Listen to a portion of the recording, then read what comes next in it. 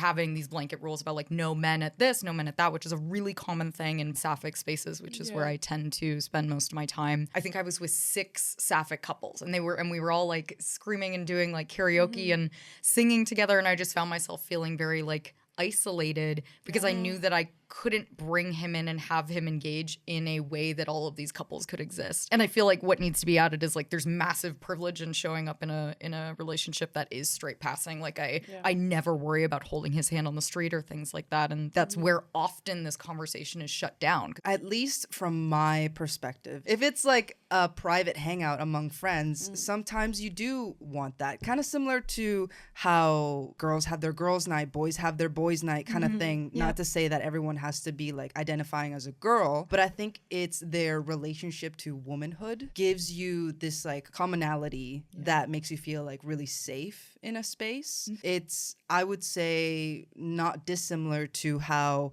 having a hangout with people of like your own race gives you that same sort of commonality where like, oh, I feel really safe to talk about this, this, and this.